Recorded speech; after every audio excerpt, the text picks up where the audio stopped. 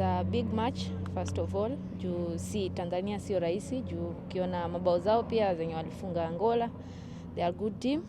So tumejipanga poa according to me vile nimeona na wachezaji wangu vile nimewaona. Na makocha wametupea kila kitu yenye tunataka. So sisi ni kudeliver kesho. Umemove now unacheza Simba Queens. Umelearn nini from playing with akina Wambo tunao kitu yenye utakuja kuoffer maybe tomorrow in the game? Firstly nilikuwa nadhani siwa friendly, but nikifika huko walikuwa watu friendly, walinichukua kama mtoto wao. I feel good kucheza Simba kutoka ulinzi nikainuka na hope kuinuka kabisa. Unaambia nini players wanakuangalia Julianza Kangemi Ladies ukaenda ulinzi na nao unacheza Tanzania?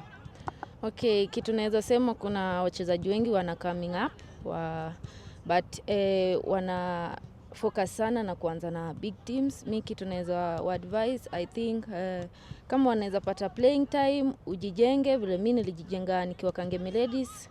I know sikuwa napata kitu yoyote but nilijijenga na Kangemi Ladies, ndo ulinzi ikaniona, after ulinzi ndo Simba ikaniona. So ukianzia step yako chini, it's better kuanzia juu rudi chini. Bao yako yenye ulifunga versus Ethiopia ina kumotivate aje even to try and score from far places? Okay, ni bao zenye nimefunga I think the third time, na I think so Tanzania wasipojipanga pia I think watakuda the same goal. Kitu yenye nilitaka kuambia nimeshawaambia, yenye tulifaa kuwakia tumeshawakia, so ni sisi kudeliver kesho, nothing else. Naambia nini mafans ndo watokee kuona women's football kesho?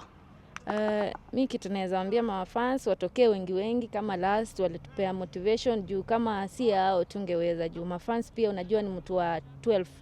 Sisi tukiwa 11 na hao ni watu wa 12, so tukiwin home itakuwa advantage for us.